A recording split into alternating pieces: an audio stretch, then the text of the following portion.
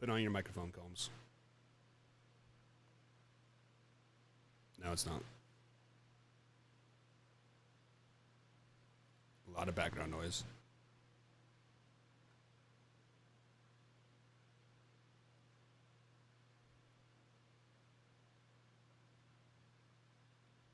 There you go.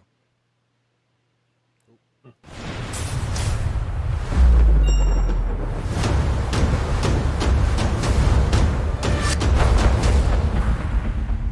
Man, our nation, sometimes in this industry, you just kind of got to go with the flow. You got to see what is popping and see what is dropping and see what the people like to hear. And today, I released a short basically saying that Jimmy G was not going to be on the San Francisco 49ers, and he was going to be in the Pittsburgh Steelers come week 1. Clearly, I was wrong. I was 100% wrong, and we will get into that later tonight. But sometimes you guys hit or miss. And quite frankly, sometimes I hit less than accurate. I'm like a weatherman. Like if I'm right 80% or wrong 80% of the time, I'm still right 20% of the time, and that's all that matters. So for all you people that are down my throat, Joe, I know who you are. I already saw the comments, Joe. It's all good, my man, because at the end of the day, you are watching my content, Joe. At the end of the day, you are loving Man Hour because sometimes the biggest haters are the biggest fans. Let's just be flat out honest about it. Joe, every video that I release, you comment on it, you dislike it. Hey, that helps us out, my man. Do you understand that? That helps us out. But hey, whatever. It is what it is at the end of the day. And haters make you famous, Combsy. So cue that intro, big guy. Are you ready for the best damn sports radio show on the planet? Man Hour Nation, rise up.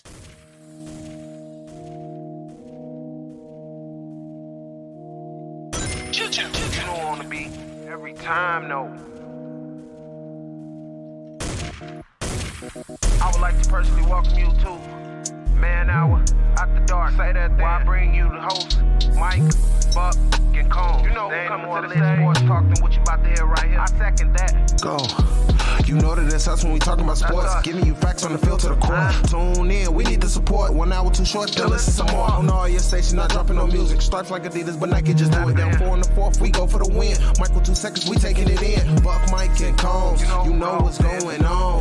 Man, now we're After Dark, no LA, we the big spark. No 4th and inches won't cut short. Got the best talking, it's all sports. Buzzing more than buzz beaters. We coming live all through your speakers, go. And what is up, Man Hour Nation? Michael Buckheischer here with the Man Hour. I'm sure to head over to manhourradio.com. Check out the merchandise page, or check out the blog section as well. It is new and improved that we do drop blogs each and every day over there. We got like about 15 writers over there, guys. So we are doing good things over there at Man Hour Radio. So tune in, subscribe to the channel, and definitely hit that like button tonight if you haven't done so already. We do got a poll going up there if there will be a quarterback controversy in San Francisco. Why do you ask? Because Jimmy G has signed a restructuring contract with the San Francisco 49ers, keeping him in San Francisco. So we'll be talking about that tonight. We'll be talking a little bit about Geno Smith being named the starter. Sony Michel was cut. Patrick Mahomes not a top 5 quarterback.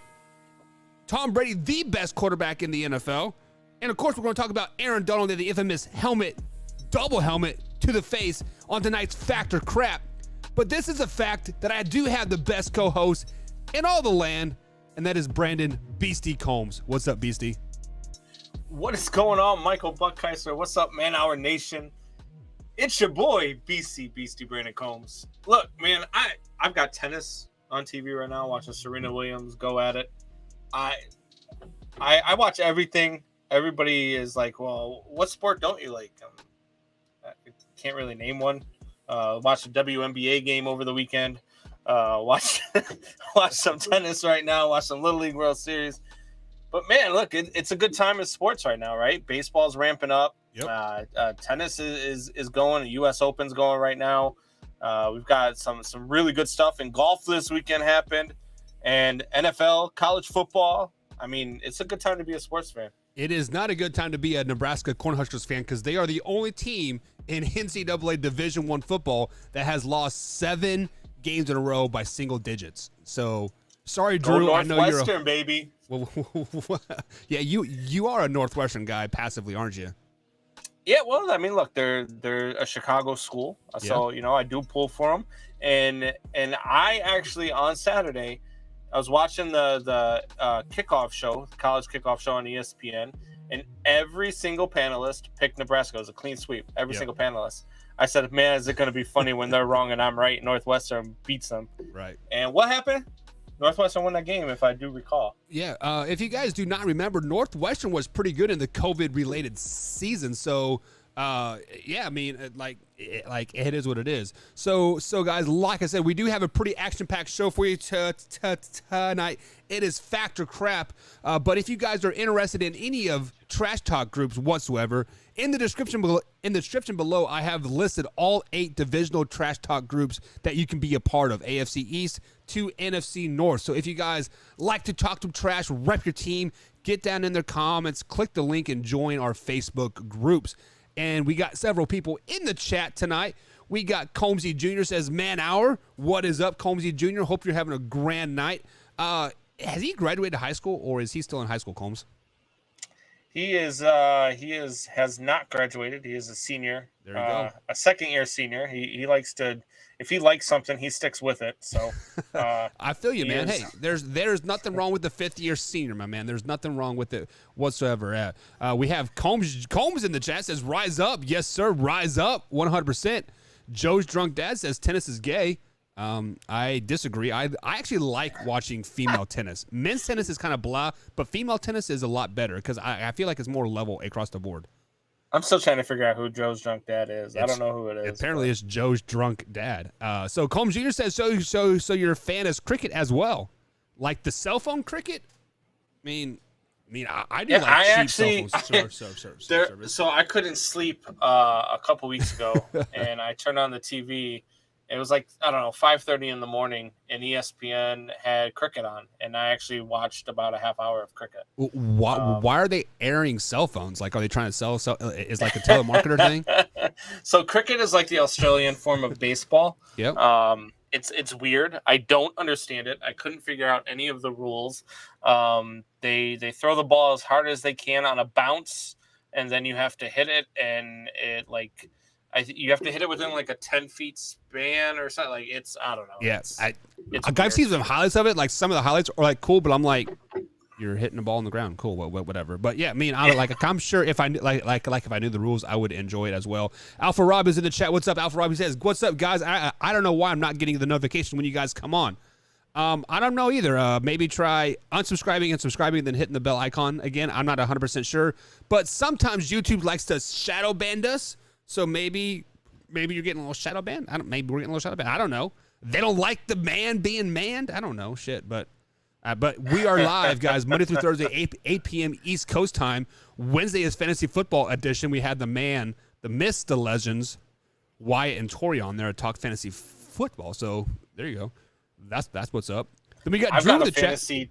Fantasy draft coming up on Thursday night. Yeah. What about the one Saturday night? Did you show up for that one? I'm just kind of asking for a friend. I kind of forgot that we had our man hour fantasy draft. However, my team auto drafted pretty damn well. My quarterback sucks. I mean, I ended up with Aaron Rodgers, but other than that, I think you had like 3rd overall pick. So JJ was like right there for the taking. I'm like, come on. No, number 4. I ended up. Who did I take with the? I think it took Cooper Kupp with the first pick. Oh, did it? Yeah. So I mean, look.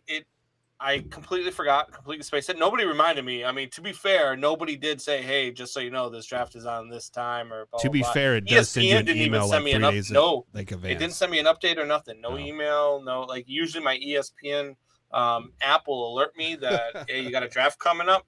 And I didn't get nothing for it. And when you said that our draft was going to be pretty bad, I'm like, what draft? What are you talking? I completely forgot we even had a league. But no, this Thursday I got a 20-team, $300 buy-in, like huge draft. We're going to a local sports bar to 20 teams is a little excessive. That's what I said. And then I looked at the roster size. I mean, the roster size is kind of small. But I still 20 teams is, I mean, after you get past like the 3rd round, you're into like, you better know your stuff. Yeah. And I don't know anything. about anything. So So I tune might in be- Wednesday and ask Tori and Wyatt for some advice, and they'll definitely lead you in the right direction. I might do that. I'm just I saying. might do that. We have Drew in the chat. Says, howdy, boys. What's up, Drew? I'm glad you're here. Long time no see. Glad you are a part of us tonight, Drew. So, Combsy, this is Factor Craft Night. So every Monday, people jump over in the chat here at Man or on Twitter machine at manhour_buck. Or if you guys have a Factor Craft, post it in the chat and we'll get to it. But it is pretty simple. We release a statement and we let you know if it's fact or indeed if it's crap. Pretty cut and dry and to the point here. So the first one, the title subject of the show, guys, Jimmy G has restructured his deal to basically become a backup in San Francisco. So many people, Combs, me and you included, had Jimmy G going to the Pittsburgh Steelers or the Seahawks or somewhere. He was not staying in San Francisco 49ers. We thought that was a no way going to happen whatsoever. So Combs, factor crap on this point. The San Francisco 49ers made a mistake by keeping Jimmy G in San Francisco, and there will be a quarterback controversy this season. So part of that is fact and part of that is crap. The part that's a fact is that they made a mistake keeping Jimmy G. I mean, it makes no sense to put that pressure on Trey Lance. Where it does make sense from a business standpoint, should something happen to Trey Lance, whether it be he falters and he's not the guy that I think he is, or have it be that he gets injured, you've got Jimmy G as your backup. And where it's crap is that they're going to be a quarterback controversy because Trey Lance is their starter. They love Trey Lance. They love what he brings to the table. They love what he's doing. And he's going to be their starter. So barring injury or barring a huge setback of his growth, then Jimmy G just signed a $6.5 million backup extension is what he got. And I'm kind of shocked by it. I really am. I'm surprised. I watched the Steelers this weekend. I know, Kenny Pickett had another great outing. I know they believe he's the future. But they're a contender with Jimmy G right now. You look at other teams out there like the Seattle Seahawks, it could be a contender with Jimmy G right now. Houston Texans, no, never mind. But anyway, I mean, look, those other two teams that I mentioned could be a contender with Jimmy G right now, and they just stood pat with who they have. And I mean, God, I don't see what the point of it was, but there was no market for Jimmy G, and the Niners decided to keep him. But it's I mean, there's no way he's a starter, right? Yeah, I mean, they have pretty much come out and said that Trey Lance is their starter even before the end of last season. So, I mean, obviously Trey Lance is a starting moving forward. But, Combs, just to add to your point there, the reason why there was no market for Jimmy G is because everybody knew that the 49ers had to basically move him in the end. So why would you want to offer a first round or a third round or hell, even a fifth round pick for somebody that you know that the San Francisco 49ers have to move in the end? So I'm going to say this is 100% fact. There is going to be a quarterback controversy in San Francisco 100%, and they made a huge mistake by this just because of, let's say Trey Lance starts off the season 0-3. Are fans not screaming, put Trey Lance in, put Jimmy G in, put Jimmy G in, put Jimmy G in? You are 100% lying to yourself if they're not screaming, put Jimmy G in. Just because we've seen Jimmy G, when he plays a full season, he leads you to the NFC Championship game. They are literally probably one quarter away from talking about a dynasty with Jimmy G. So I don't understand why they would even dream about keeping a quarterback like Jimmy G on the roster when Trey Lance is their guy. There were rumblings out there that Mason Rudolph and the 49ers had mutual interest in each other. Mason Rudolph for Jimmy G as a trade. And then I jumped on that bag. I'm like, this is perfect. This is great. This is exactly what the Pittsburgh Steelers need. This is exactly what the San Francisco 49ers need. Mason Rudolph is a good backup quarterback, and get him from the AFC North so his head can grow back in a natural shape again. So, I mean, this is 100% fact that this is a mistake by the San Francisco 49ers, because this is Tim Tebow back in 2007 with the Denver Broncos 101 all over again. This is a huge mistake. I think this is even worse than the Tim Tebow thing, right? Because Tim Tebow showed signs of not always being able to get it done, right? Like I think I'm with you. Tebow got mishandled for sure. Yeah. I think that Tebow did not get the opportunity that he deserved, and I think a lot of that had to deal with his off the field, religious beliefs. And I think that it rubbed some people the wrong way. And for whatever reason, they misused him. Jimmy G has done nothing but win. Anytime he's at a healthy team, he wins. And he is so damn good. Like, can you remember a time where a quarterback that has gone to a Super Bowl and an NFC title game in 3 years has gotten the blatant disrespect that Jimmy G has had to endure in San Francisco? I actually coming up next on Factor Crap. So yes, I have seen it. I don't know. I haven't seen it. I can't think of a time. Maybe in this next one coming up on Factor Crap, you'll remind me of who it is. But Jimmy G is a winner, and he's a proven winner. And the organization that he's been a proven winner with is the one that is dogging him. Like, it almost reminds me of what we keep saying with our guy over there in I don't even know where the hell he's at now. Teddy Bridgewater? From Teddy Bridgewater. Miami. Like, why is a guy who's so talented not wanted? So is there something more? Is there something that we don't know about? Is there something we're not seeing? But like you said, I mean, all he does is produce when healthy, and I don't get it. I don't get it. Yeah. So this is the one thing that kind of comes to mind with like me, just because, like, have you ever been to a place, Combs, like a work environment where they just don't want you? Do you really want to work in that place? No. They've literally made Jimmy G practice by himself.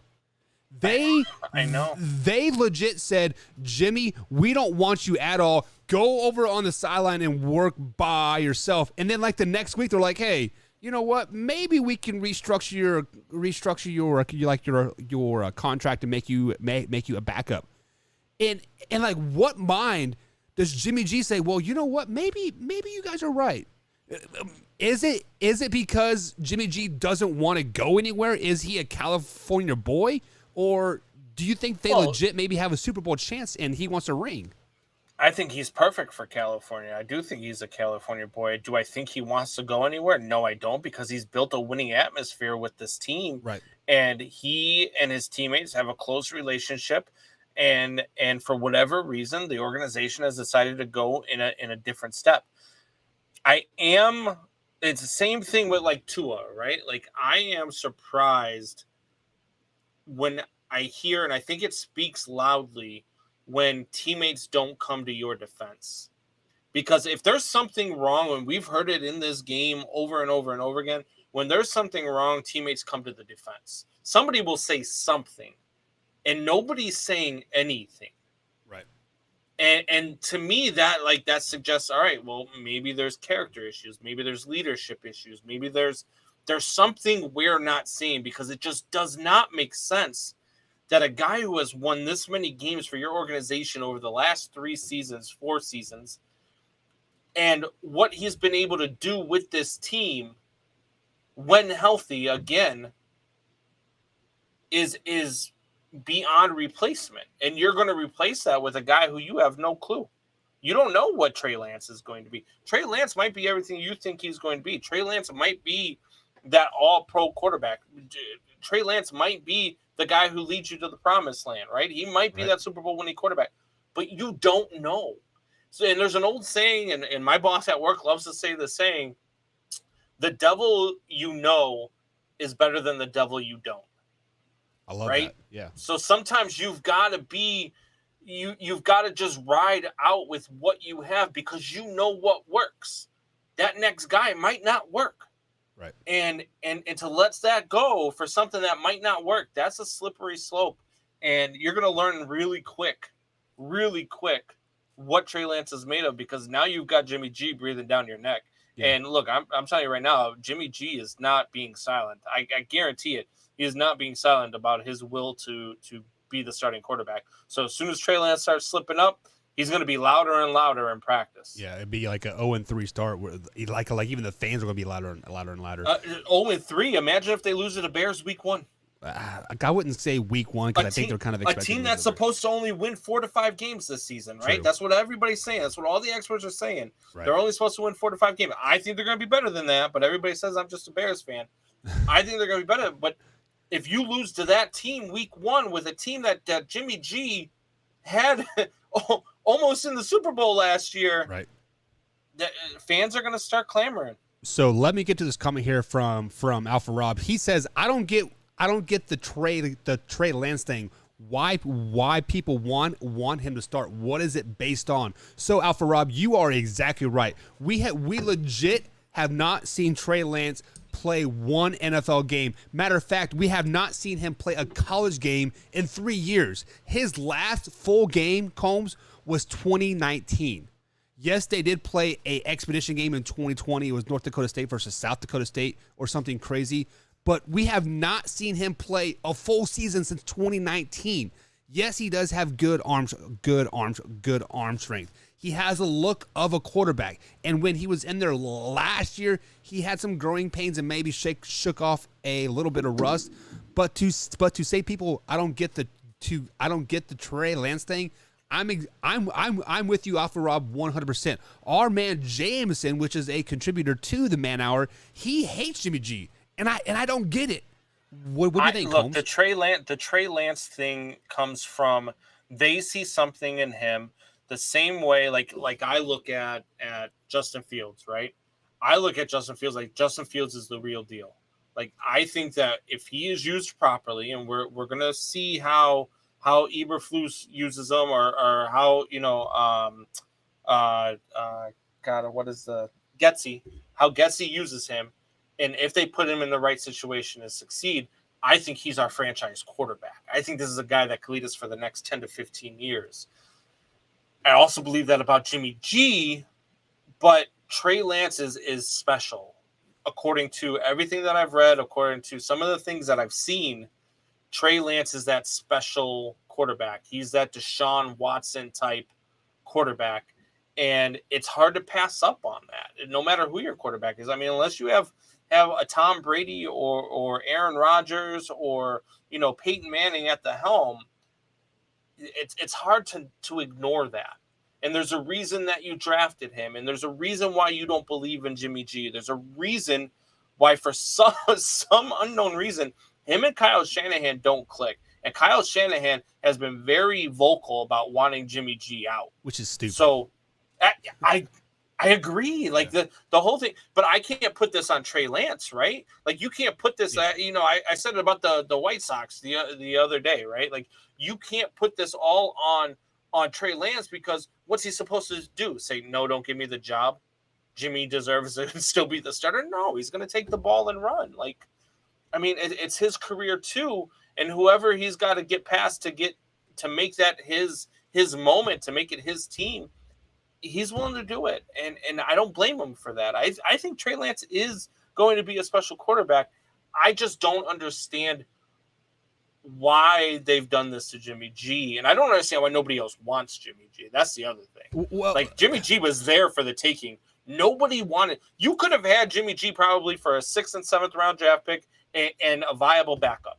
Well, let's just be honest. Would the San Francisco 49ers have taken a 6th or 7th round pick? Just because I believe somebody did offer them a 7th round pick and they turned it down. So how could you have a high asking price on a guy that you don't want in your organization? Because they're still paying him $24 million.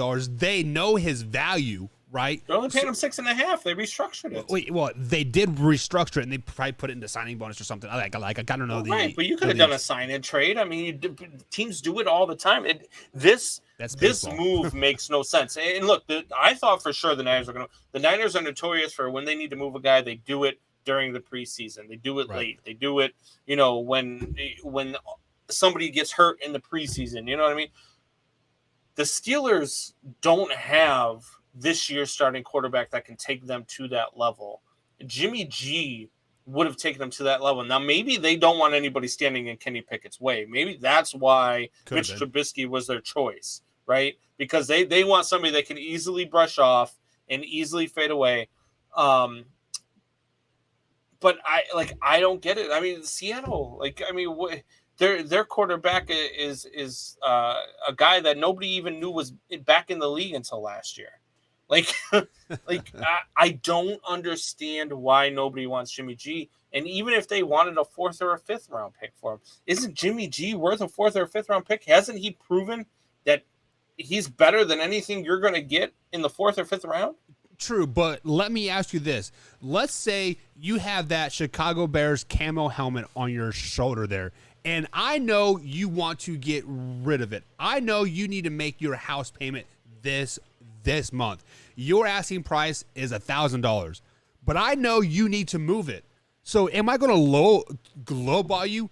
Absolutely. I am going to throw a $200 bid out there, 100%, and you need that money, right? You need to move it. So are you going to take it? I mean, it just depends on how desperate you are. Are you going to wait for other offers, or are other offers going to come in lower? It is a kind of damned if you do, damned if you don't. So if they would have taken that 7th round pick, then we would have been hearing rumors of oh, I would have offered him a 4th round pick, or I would have offered him Mitchell Trubisky, or I would have offered him Cam Chandler, whatever, right? Maybe we're looking at this the wrong way. Maybe the restructuring of the contract is making him more easy to move. Yeah, and that's maybe exactly they said, hey, let's restructure and give you a $6.5 million deal. That way you're not guaranteed the $24 million, and then we can move you, and then you can work on a deal with a new team. So you are saying that, because basically Drew said the same thing. Could they have restructured his contract to make him look better for trade value because other teams wouldn't want to pay him as much? Yeah, in theory, yes, but at the same time, now you have a $6 million backup quarterback that can lead you to the NFC Championship game. They restructured Drew, great thoughts. Great minds think alike, Drew. Yeah, well. On the flip side of the coin, they restructured his contract to keep him in San Francisco because they know if push comes to shove, we still have Jimmy G for $6 million. But is he even the backup right now? That's what you know what I mean? Because they were prepared to go into the season with Trey Lance, and then their backup was why can't I think of his name? I want to say Nick Mullins, but Nick Mullins was the Raiders quarterback, and he just got traded to Green Bay, I think. Yeah, I'm looking right now, but either way, they were set to go into the season without Jimmy G. So is Jimmy G the 3rd string quarterback right now, or did you demote your backup quarterback for it was Nate Sudfeld? That's who it was. Okay. So it's funny that you had to look up his name to even have that conversation. Yeah. But that's the thing. It just doesn't. I don't know, man. And if Jimmy G is staying around and staying in San Francisco, if this was a deal to make him the backup, that's a step back, and that's got to be a gut punch for a guy who doesn't deserve to be treated like that. Yeah, I mean, it is definitely a very big smack in the face for Jimmy G. I think, and Combs, you are on the same pace on that. But let's move on. And speaking of smacks in the face here, many people are saying that Patrick Mahomes is not a top 5 quarterback in the league. But Combs, did you know Patrick Mahomes has won 4 straight division championships since being named the starter in Kansas City? 4 straight AFC championship games, 4 straight Super Bowls. So with that being said, Combs, fact or crap, Patrick Mahomes is the most disrespected quarterback in the NFL. Crap. His nickname is the future future Hall of Famer. That's not disrespectful. here's the thing with Patrick Mahomes, right? You look at the numbers, you look at everything that he's done. His best year, statistically speaking, was his first year in the league, or second year in the league, sorry, where he threw for 50 touchdowns and only 12 interceptions. You look at like stuff like his touchdown percentage has gone down every single season since then. His yards have gone down and then back up and then back down. You know, it's one of those where you don't know what you have yet, right? Because now you're going to learn a lot about Patrick Mahomes this year. Do I think Patrick Mahomes is talented? Look, I'm not going to take anything away from Patrick Mahomes. What he has done in the first 4 years, I'm a believer. Like, I like Patrick Mahomes. I like watching what the kid can do. I don't like his brother and I don't like his wife, but that's their deal. You know what I mean? I like what this kid can do on the field. He is must-watch TV. Now, for me, he's must-watch TV because I want to see what he can do without the weapons, because he doesn't have the weapon. And you can say all you want about getting rid of Tyreek Hill was a plus and blah, blah, blah. And we'll get into this later, because I think Tyreek Hill was a huge loss for Kansas City, but I think it was a stupid move for Miami to go and get him.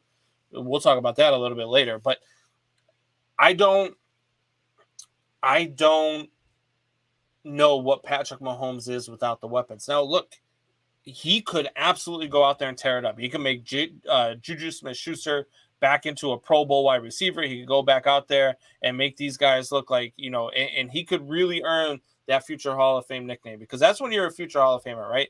When you lose weapons and you turn other people's scraps into weapons. Like, that's what Tom Brady made a career out of, right? Making no-name wide receivers into weapons, right? No, there's nobody in this universe that would have made some of these wide receivers into weapons like Tom Brady did. And that's what I want to see from Patrick Mahomes. That's what I want to go out there and see. I have the prediction of them being a 7-8 win team this year. I don't think he can do it without the weapons. I think that this system was built around having those weapons in place. And I think it's going to be an uphill battle for them, especially with as good as this division got.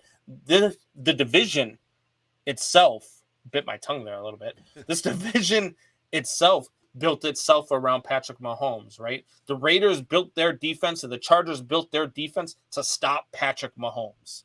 That's what they're designed to do. So we're going to see what Patrick Mahomes is made of, and we're going to see it this year. Anybody disrespect him, anybody saying he's not a top 5 quarterback in the game right now, that's just a dumb comment. I mean, it's statistically, he's a top 5 quarterback in this league right now until he's not. Right. I need to see it, though. And to me, it's a show me. Show me what you can do now that you don't have Tyreek Hill there. Show me what you can do now that you have an aging tight end who I've said, and I've been on record saying, I don't think he'll be a top 5 tight end again in the game for the rest of his career. Yeah, because he will be double teamed since Tyreek Hill is gone in Kansas City. Yeah, I think there's going to be a lot of issues there. And so like I said, I mean, this is a show me year for Patty Mahomes. So with all that being said, Combs, you said his second year in the league, first year as a starter, he threw for 5,000 yards, and then the next year he dropped down.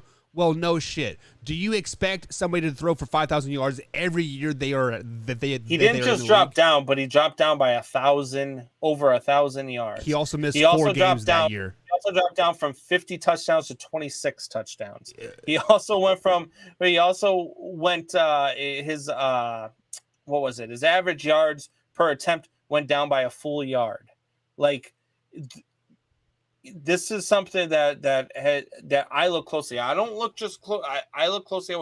They were such a well-built team, right? Right. 12-4, 11-3, 14-1, and then last year 12-5.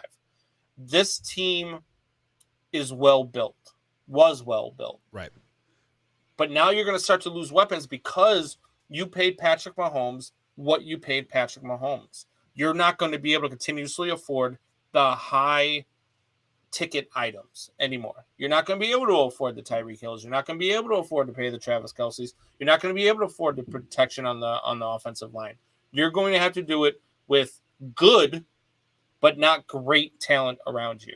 And that's, to me, what makes you a Hall of Fame quarterback.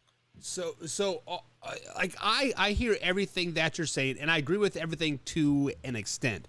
So to the extent is the first year Patrick Mahomes took the league by storm. That is 100% fact. The whole Andy Reid offense, to Patrick Mahomes, to Travis Kelce, to Tyreek Hill, that system was blowing up, and nobody knew what hit them.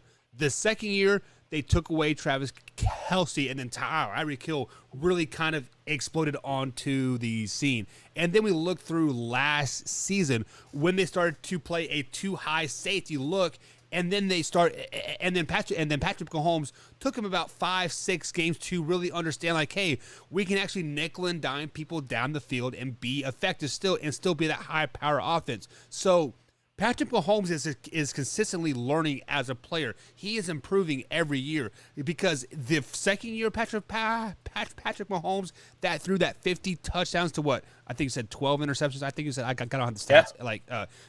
Yeah. 50 to 12. He would have not won 12 games last season. He is consistently improving each and every year. On the other side of the coin, so are the defenses. The defense study is just as hard as the quarterbacks do. So there is no question that he is going to start to take steps back, right? Let's look at Lamar Jackson. The year that he won the MVP, he took the league by storm. He rushed for like 1,500 yards, threw for 1,500 yards. I think he was the first person since Michael Vick to ever do that, if I'm not mistaken. The stats are just off the top of my head, and I don't have that. Then we flash back to the next year. People made Lamar Jackson throw the ball because they know he can't complete the downfield pass. The league is always evolving, and the great ones, like Patrick Mahomes, will improve each and every year and adjust to what the defenses throw at him. That is why, hands down, he is a top 5 quarterback. There's no question in my mind that he is not even a top 2 quarterback right now. Yeah, no, I completely agree with you there. He's a top 5 quarterback in this league. Top 2, I can't put him there because, I mean, Tom Brady's still alive and playing, and you still got Aaron Rodgers. As much as I don't like Aaron Rodgers, and as much as I think they're going to have a down year this year, he's still Aaron Rodgers, and his career work still puts him above Patrick Mahomes. But beyond Tom Brady and Aaron Rodgers, I can't give you a quarterback right now. Maybe Josh Allen, and this isn't, trying to beef up Alpha Rob, but maybe I want Josh Allen a little bit more than I want Patrick Mahomes, but they're probably a 1A and 1B for me right now after the top 2. So let me ask you this question. Who do you think has more upside on their current team, Josh Allen or Patrick Mahomes? Josh Allen. Because I think that no matter, you can take Stephon Diggs out of it. You can put, other plug and play wide receivers in there. I think Josh Allen has the arm strength, the arm talent. I think that he has the size and the girth. Like, Patrick Mahomes' size gives me pause for concern. When he goes mobile, I think he's more prone to be hurt than Josh Allen, who's built like a fullback. Right. So I think he can take a little bit more punishment. And for me, Patrick Mahomes has shown me things that nobody, the no-look Patrick Mahomes pass to me is still the most amazing thing to watch live, when he's just in full motion and just makes a perfect crisp spiral pass to a wide receiver without even staring at him. It's mind-boggling, some of the things that he can do. Again, after this year, I might have a completely different opinion. You know what I mean? I want to see what Patrick Mahomes can do without the talent surrounding him. Right. And that's what we're going to see. I mean, I would argue that Josh Allen has done it with less so far. Yeah, so I can tell you, as a former player on the field, I fear quarterbacks like Patrick Mahomes a hell of a lot more, just because they're wiry, right? Like, you don't know if he's going to run. You don't know if he's going to pass. Like Josh Allen, it is almost like every time he rolls the pocket, I feel like he is going to run more and kind of lower his shoulder. So basically, you can kind of cut him down at the like at the knees and call it a day. Patrick Mahomes, you actually have to break down, you have to read the hips, and you basically have to force him out of bounds, which that's kind of where he wants to go anyways. But he also does have that ability to stop and cut back and scamper down for another 20, 30 yards like we've seen in the Super Bowl when they won the Super Bowl in 2019, right? So Patrick Mahomes, I feel, has more of an upside of Josh Allen just because you never know what he is going to do. Josh Allen is going to either lower his shoulder or throw the ball for 80 yards. Patrick Mahomes can throw the ball for 80 yards, run out of bounds, cut back, slide, throw it across field 116 yards on a dime. So that to me is a hell of a lot more dangerous. That's also what gets them in trouble, right? Wasn't it the right. interception in overtime that cost them their season last year? No, that was D4 line off outsides. Stop it. That's Patrick Mahomes trying to do too much, and that's when I think Patrick Mahomes gets into trouble. And that's what he's going to have to do, I think, this year, which is why I don't think that they're going to have the season everybody expects them to have. I think it's going to be Patrick Mahomes trying to do too much, and ultimately they're going to be in some tight games, and he's going to make the mistake at the end where you're just like, God, you're so good. Why do you keep doing this? You know what I mean? Right. It's going to be like Cubs fans watch their team for the last 6 years, like, damn, after we won the World Series, we're so good. Why are we this bad? Right. And that's what I really feel like that's what you're about to experience. Again, I could be totally wrong. This is my feeling just by watching. This is what I've been watching over the last couple of years. And I mean, I don't know. I don't think that without the weapons, I think Patrick Mahomes is in trouble. I really do. So let me bring up this comment, but just because Alpha Rob kind of makes a good point here. Patrick Mahomes, his first season, had Travis Kelce, Tyreek Hill, Sammy Watkins, and Kareem Hunt, and they were already a playoff team. Well, let me ask you this, Combs. 2018, did you know who Travis Kelce was? Did you know who Tyreek Hill was? We knew who Sammy Watkins was because he was a bust in Buffalo. We knew who Tyreek Hill was, though, too. I mean, Tyreek Hill was he was like a seventh-round pick out of JUCO college. How did you know who he was? Because he ran like a 4.2 100-yard dash. That doesn't matter. He was stupid fast. Who is the Jets player that just ran a 4.1 at the combine? Exactly. See, exactly. Well, yeah, that's a 4.140. Exactly. But I was joking when I said a 4.2 100-yard dash because that's stupid. I knew what you meant, but there's a player right now, a wide receiver for the Jets, that recorded a faster 40 time than Tyreek Hill at the combine. Do you know his name? No. Exactly, because speed kills if used properly, and it was not used properly until Patrick Mahomes came into the league. Travis Kelce was a good tight end. He was not a Pro Bowl tight end until Patrick Mahomes took the helm. Sammy Watkins was decent. He was not great, but he was decent. Kareem Hunt was pretty damn good until he sucker punched that white chick. But hey, I'm not disagreeing with you that Patrick Mahomes is a top,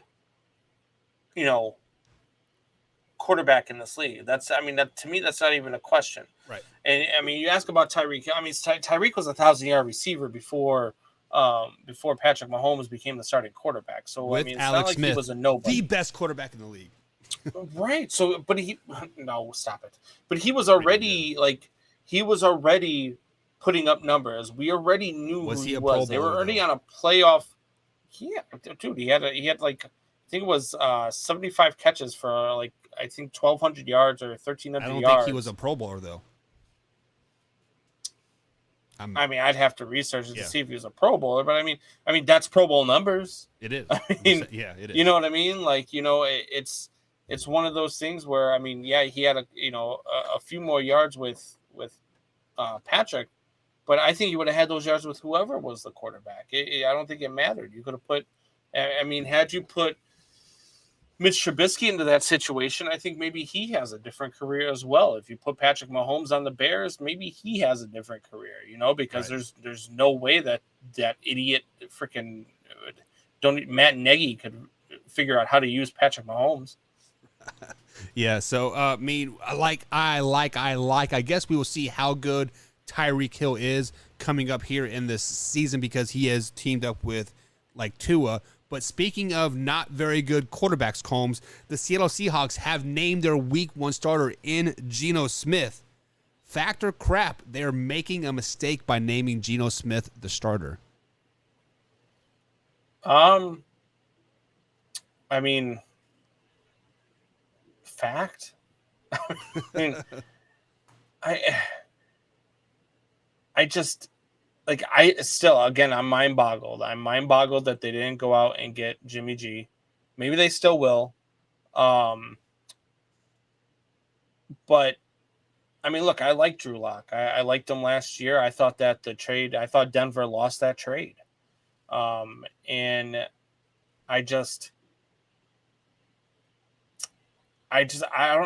it's Geno Smith. I have a hard time saying, yes, I believe in Geno Smith. I mean, those it just doesn't make sense, right? When you put those words together in a sentence, it just doesn't sound right. This is the same Geno Smith that has started 4 games in 4 years. So let's just put that out there. Yeah, that's the thing. Like, it's just one of those where you can't really put yourself in that situation where you're like, damn, Geno Smith is that guy. Yeah. And so, I mean, I'm going to say it's a fact. You're making Geno Smith a starter is a huge mistake. Yeah, I mean, like, I feel like Drew Lock is not better than Geno Smith right now from watching their preseason games and, like, watching camps and, like, all that stuff. But I feel like Drew Lock has more of an upside in the NFL because Geno Smith, I think he's entering, like, his 7th year because he spent 3 or 4 years with the Jets and, like, in the last 4 with the Seahawks being a backup. And Drew Lock is entering just his 3rd year. He has never really had a full season underneath his belt to really grow as a player, to grow as a quarterback, being the guy. And I think, like, if you were to name him the guy Week 1, hey, this is your team. Guys, the Seattle Seahawks are not really that bad on the offensive side of the ball. They have Tyler Lockett, probably a top 15 receiver in the league still from the Kansas State University. Right there, Combs, the Kansas State. DK Metcalf, arguably one of the top 5 receivers in the NFL, right? Mr. 25 mile an hour, I'm going to chase a guy down and because he stole my cheeseburger, right? I mean, this offense is not terrible, but if you put a quarterback like Drew Lock in there, give him a chance to grow, make that connection with Tyler, with DK, and then maybe pick up a running back like Sony Michel that just got cut, which we'll talk about him later. I mean, there's an opportunity for the Seahawks not to be as bad as people think. But I think with Geno Smith, it is almost as if you're tanking this season almost. Yeah. And like, I mean, people will say, well, they gave, Drew Lock his chance this past weekend. He played the whole second half.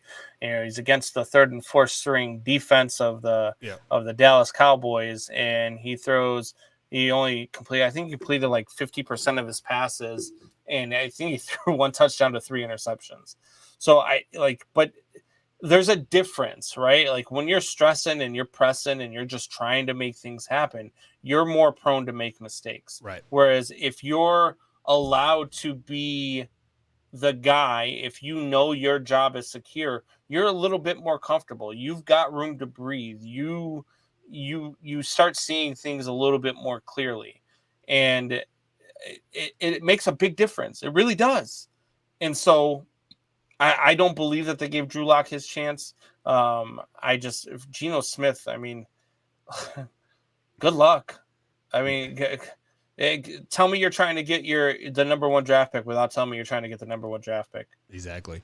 So Alpha Rob says, mistake. We know what Geno is, which is trash. Lock is still up in the air. I feel that is pretty close to accurate there, Alpha Rob. And Alpha Rob also says Drew Lock almost beat Kansas City till Melvin Gordon fumbled the ball. Not wrong on that either. It's also a hard place to play in Denver, and Kansas City always loses in Denver. So yeah, I was gonna say divisional games are so tough because it almost you feel like it doesn't matter who's on the field, you're going to split the season. Like tell me, I mean, how many teams, if you go through division by division, how many teams can you look at and be like, yeah, this team can sweep their division?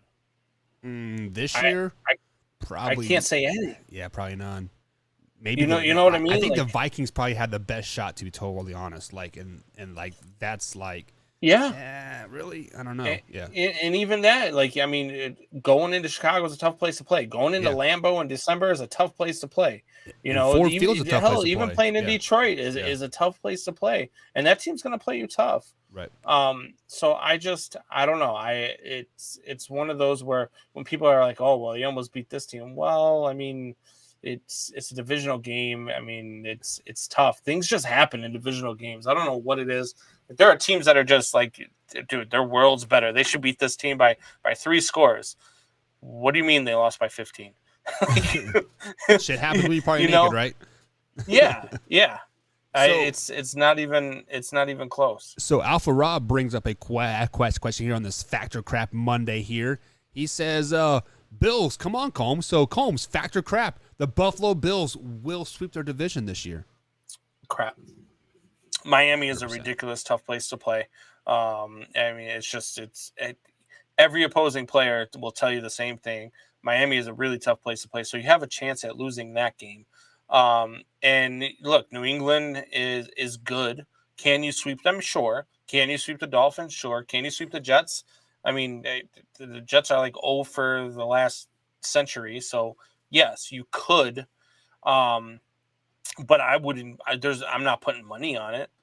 I mean, if I'm going to put a money on any team to sweep a division, you know, it's probably going to be, you know, like the Rams or something. Like, you know what I mean? Yeah. It's not going to be. It's got to be a team that has a couple of bad teams in their division.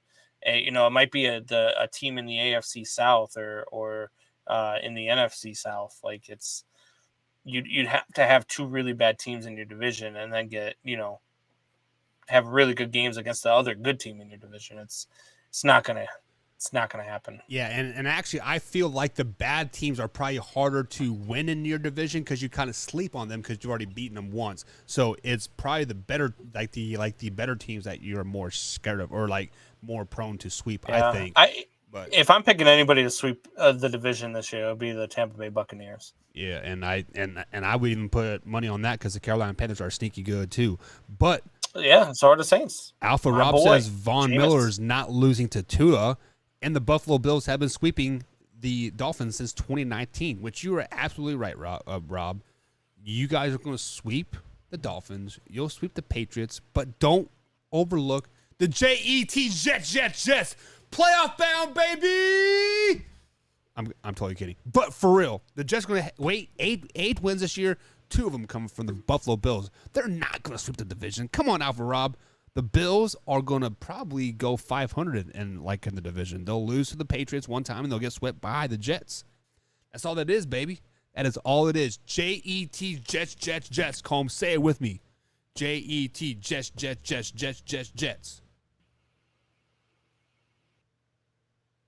Combs Jr. says, I'm done with Buck. Why? Me too. So you guys are telling me that come on, man, whatever. Moving on.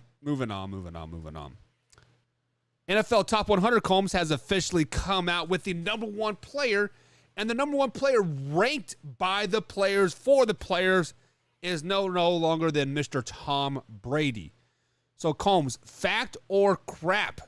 Tom Brady is the best player going into the 2022 NFL season. Not overall, going into the 2022 NFL season. Yes.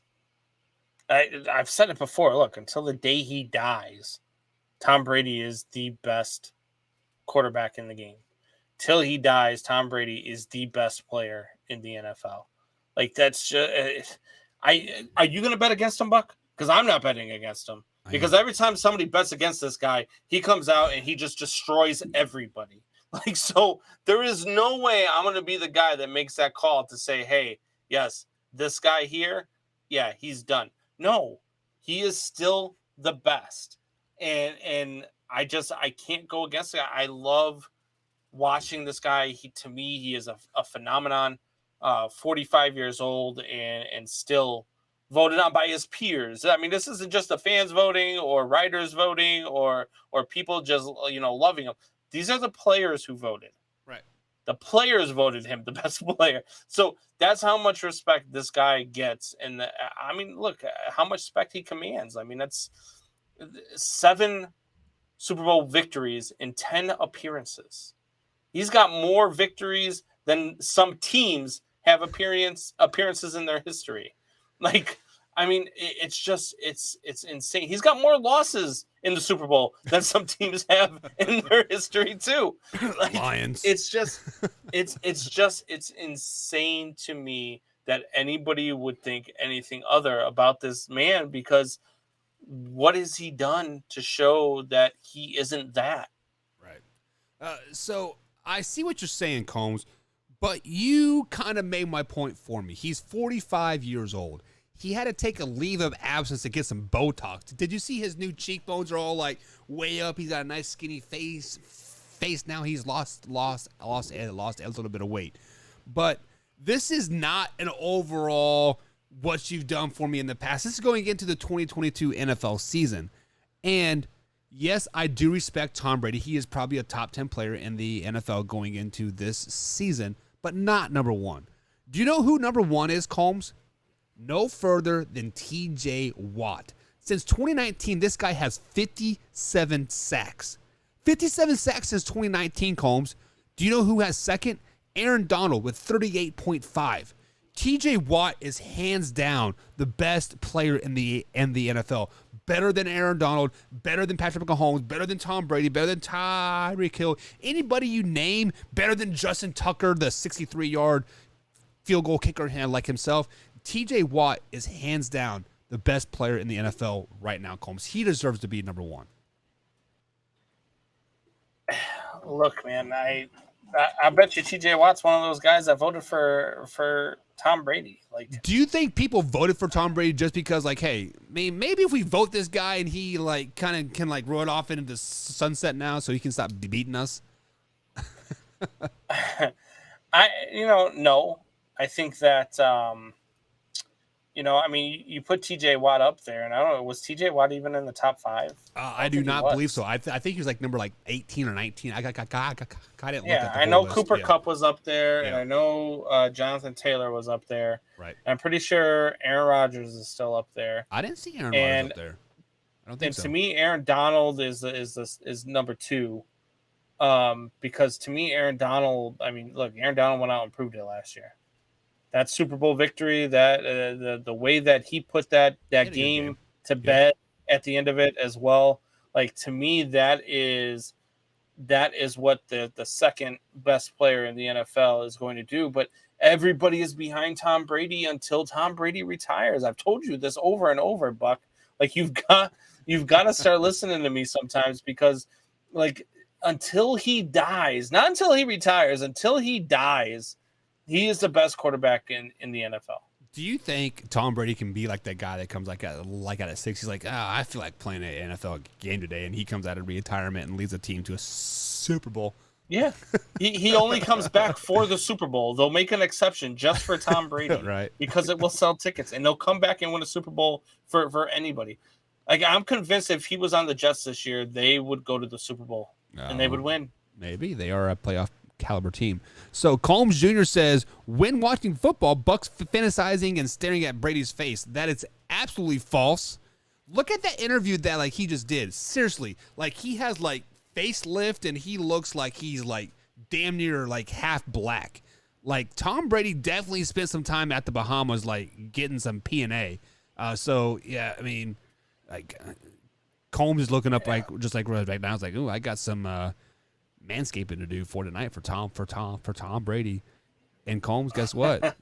That's exactly who Man Hour is sponsored by. Manscaped, guys. Go over to manscaped.com. Use promo code MANHOUR to save yourself 20% and free shipping. Keep your balls happy.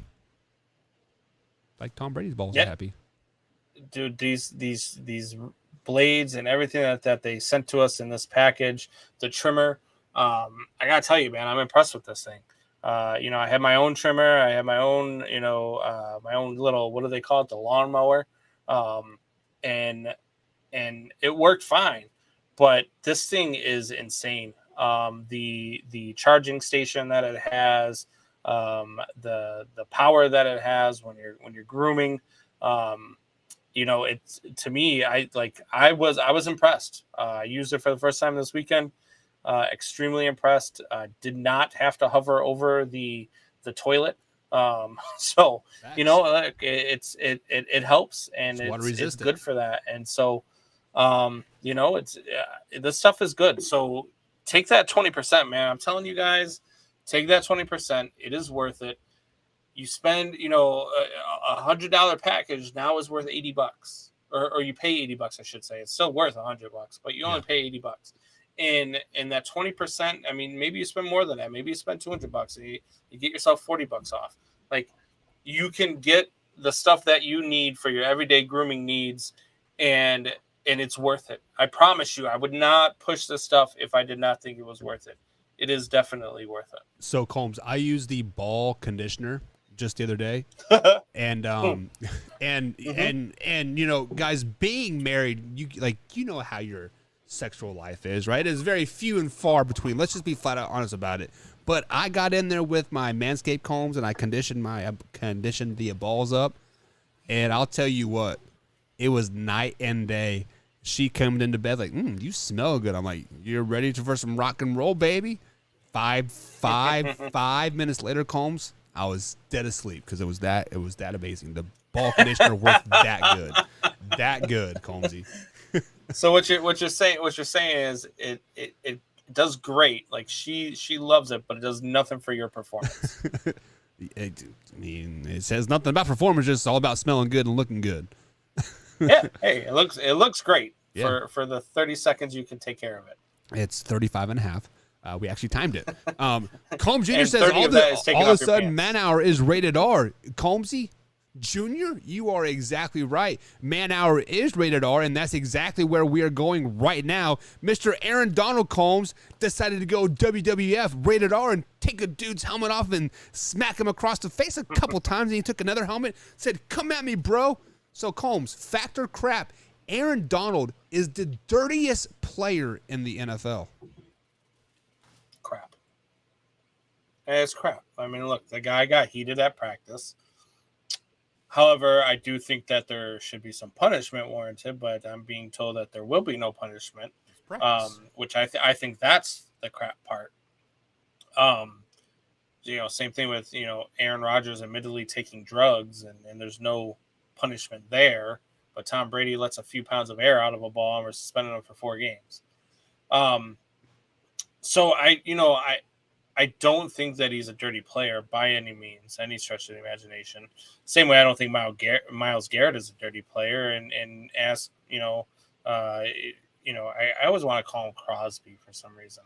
But ask Mason Rudolph if he thinks that Myles Garrett is a dirty player.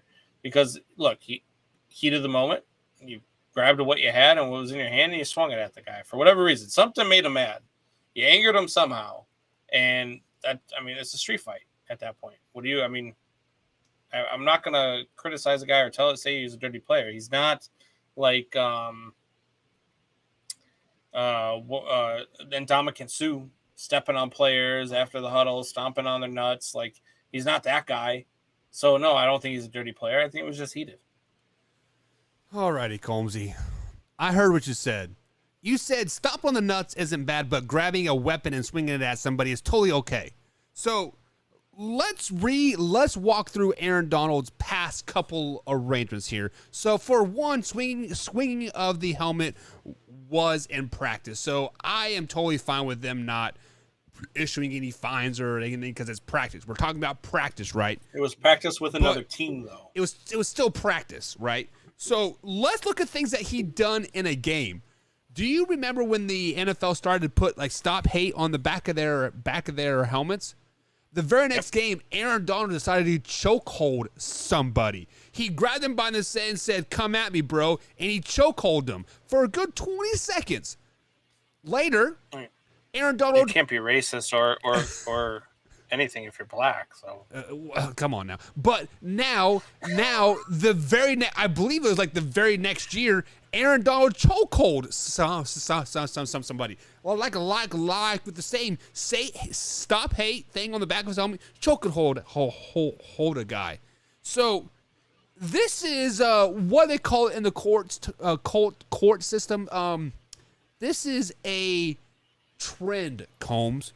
Every year, Aaron Donald is swinging a helmet, choking somebody out, choke holding them, headlocking them. He is doing something dirty. He is the dirtiest player in the NFL, hands down. Dominic Sue had a mental lapse of stomping on a guy. We get it, right? But he only did it one time. This is Aaron Donald's 4th time we have seen this. Myles Garrett did it one time. Yes, it was on national TV. I think it may have been a Monday night game, right? But when somebody racially slurs you over and over and over, what happens? White bitches get knocked out, Combs, right? Ask Kareem Hunt. So white bitches get knocked out. Mason Rudolph. Now, we are seeing a trend with Aaron Donald. He is a dirty player. Hands down, he needs to do something about it. And like Combs Jr. agrees with me, Donald needs some type of anger management. He needs something because this is a trend. And if he were to go to court with like all these trends, he would be put in the slammer, baby. No question about it. look, I mean, the NFL needs to step up and do something. You know what I mean? Like you can't preach safety. You can't preach player safety and then let a guy, whether it's in practice or in a game, swing a helmet at somebody's head, right? Like, imagine if he made contact. Imagine, like, I don't know who he was swinging at. He did make contact. Did you see that helmet? But it, like, crumpled hit on another itself. guy's helmet. But imagine if he hits Joe Burrow, right? Gives Joe Burrow a concussion, or even worse, ends his career. You know what I mean? Like, you've got to cut the snake off at the head. You can't just allow him to. Then. No, I agree. But the NFL picks and chooses when it wants to put the hammer down. Like, they do it, and they usually do it when a guy's innocent, like Deshaun Watson. Like, so, like, I don't agree with the way the NFL handles things. I mean, they pick and choose who they want to punish, when they want to punish them, and what they want to do. If player safety is your thing, then you should have it in mind at all times. Doesn't matter if it's practice or in a game. Aaron Donald. It's just not dirty, though. Look, he's a hothead. Like Junior says, he needs anger management. Sure, yeah, all of the above. But he's not dirty. Like, he doesn't do these things, behind your back. He's not, like, to me, that's the dirty guy. The guy who's taking cheap shots. The guy who's going after you when you're not looking, or going for your knees on plays. That's dirty. Is he a hothead? Is he, does he need anger management? Yeah. But dirty to me is too much. So, are you referring to the cut block as people going to their knees? Is that what you're referring to? That totally 100% legal block that everybody's blowing up about? No, not the legal block. I'm talking about, like, the guy who, when you're not looking, goes late. Like maybe after the whistle or at a time where the ball's on the other side of the field and there's no reason to go at you. And you're just kind of standing there, like those types of guys. And there's a lot of those in the league. There are. Jalen Ramsey comes to mind. Yeah, 100%. So Combs Jr. says this is still defined as dirty. I agree. Just because you play beyond the whistle and you're coming to my face, but you're ripping my face, like ripping my helmet off or choking me out or doing whatever, that's dirty, man.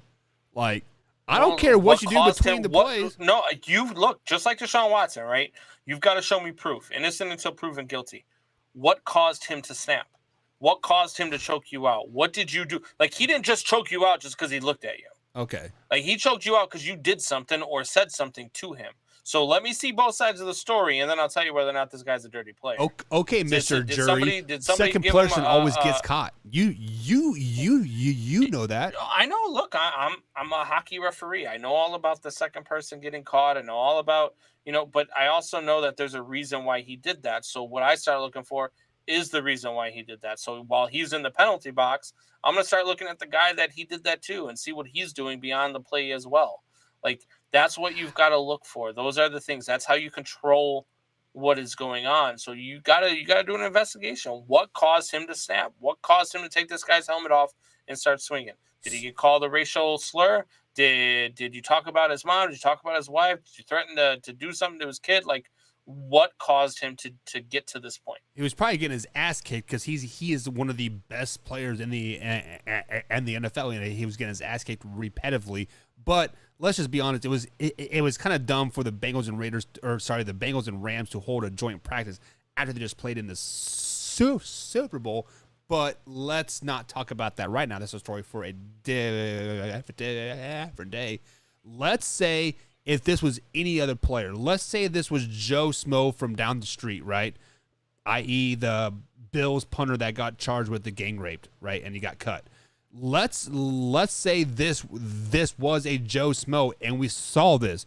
Do you think the NFL would have took some type of action? Let's say, the Aaron Donald treatment here. He has choked a guy, choked him out, and then threw a helmet. Would have he been kicked out of the league by now? Yeah, and that's another, example of the NFL deciding when and who to take action on, right? And again, I'm not saying this about Deshaun Watson because I'm on Deshaun Watson's side. I don't think Deshaun Watson should have been suspended at all. 2 grand juries tell you there wasn't enough evidence to even take it to a trial, right, let alone to convict a man. And I believe in innocent until proven guilty. But let's spin it to the other side, right? Because people always want to take it there. And I like pushing the buttons and I like hearing what stupid people have to say and want to cry about.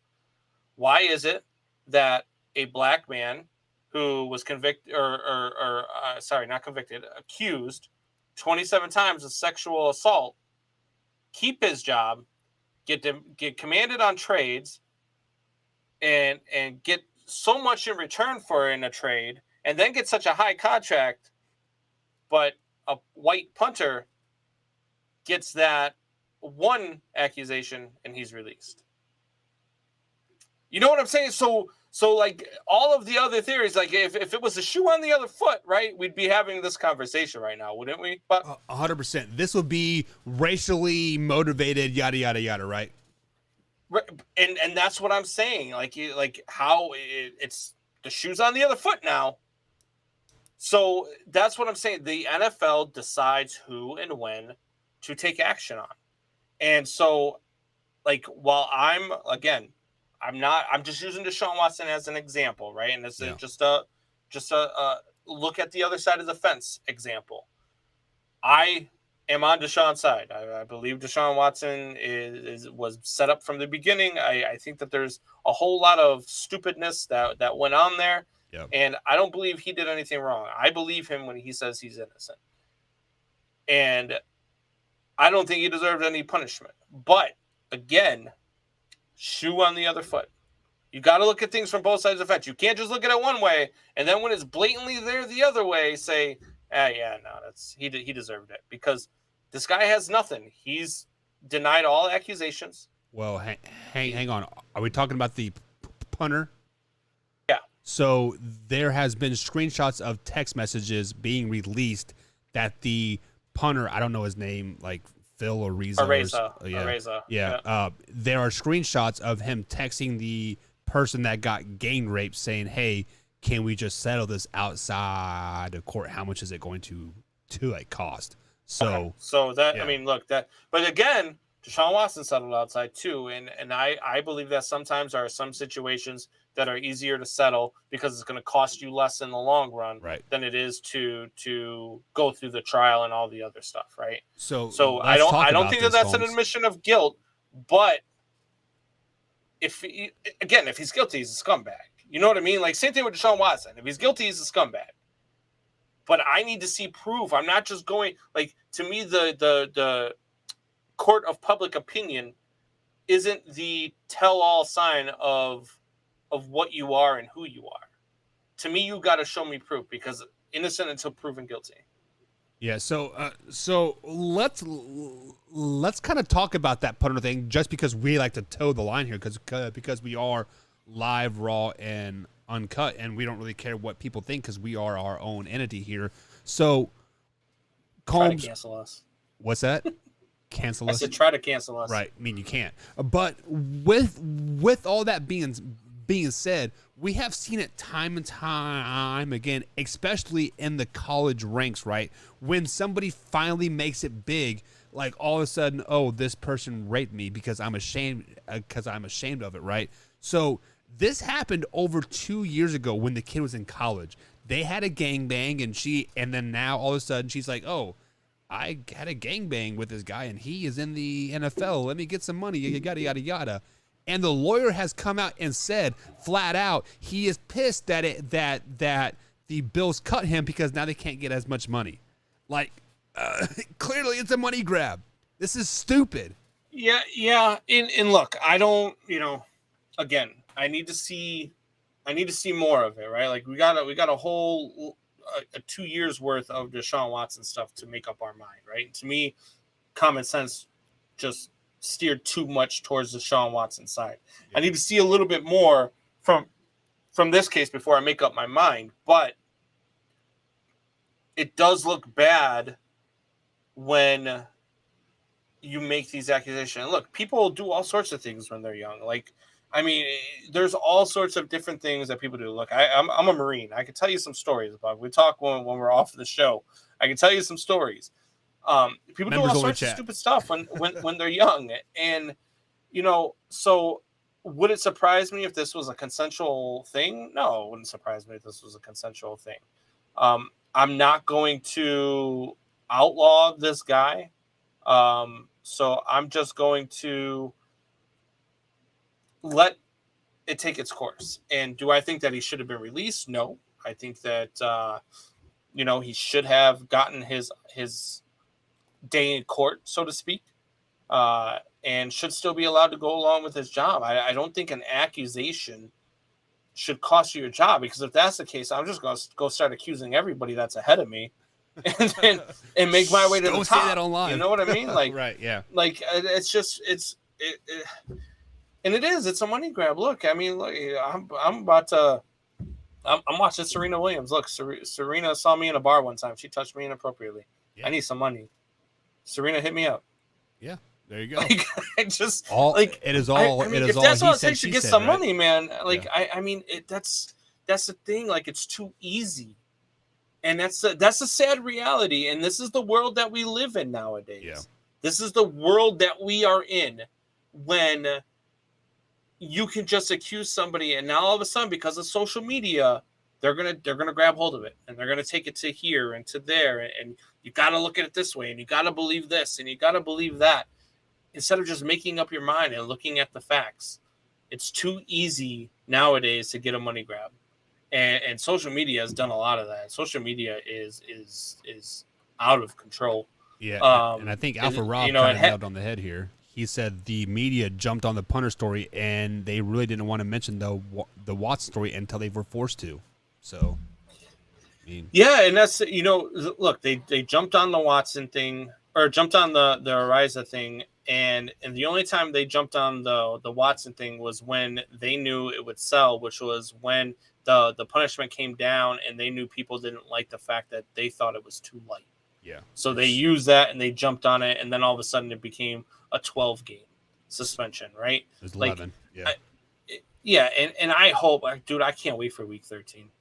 I want to see Watson go up and put up 90 points on the Houston Texans. Like, I really hope that happens, because like the way that they did him in Houston was just so dirty. And he just, look, this was a kid who was like, look, this organization is going nowhere. It's being run by morons. I want out. Right. And they didn't let him out. And they were like, no, screw you. Watch this. All them hookers that we signed you up for, now they're massage therapists. Yeah. We got to buy their license. We'll buy their license. Exactly. So let me ask you this question, Combs, since we're kind of down this rabbit hole anyways. Let's say this whole gangbang accusation was actually a gangbang and not a gang rape, right? Which seems to me really, really far-fetched. What if it comes out that this was not true? Should this girl kind of be ran across the media, thrown in jail, and maybe sued for just because like this punter lost at least $700,000 signing bonus that he was going to get from the Buffalo Bills from making the team. Should she be some type of suing or jail time or something? Like, what do you think? That's the thing. Like they're supposed to be. Like, they're supposed to be filing a false report. They're supposed to be all this. But look, if it's just a civil suit, there's no repercussions for this. And this kid just lost a year off of his career that he can't get back. He lost his whole career. Let's just be honest. Yeah, I mean, look, he's a punter. I mean, they're a dime a dozen, right? Like, I mean, it's sad. If that's the case, if this is a false accusation, then I believe that her punishment should be equal to what his punishment would have been if he was found guilty. That's how I believe you take care of this. If at any point you accuse somebody of something like this and it's proved to be false, then your punishment becomes what their punishment would have been. Yeah. And then women will start thinking twice about false accusations. I don't want to discourage anybody from making accurate accusations. So either, don't get me wrong, like men who are predators, men who are on women like that, and men that do those things, they're the lowest piece of scum on earth. But I'm not going to sit out there and pretend like every woman is coming out here and that every woman is telling you the truth and not going after a money grab, because it's happened too many times. Yeah. It's sad but true in the end, guys. But that is going to be it for tonight here on the Man Hour. If you guys have missed any part of the show whatsoever, be sure to subscribe to our YouTube channel, or you can check out the podcast as well on iTunes, iHeart, and of course Spotify. If you guys are interested in downloading the podcast form, do it anyways. Just give us a 5-star ranking. That'd be fantastic. But Combsy, any closing thoughts before we totally end the show, man? Man Hour Nation, rise up.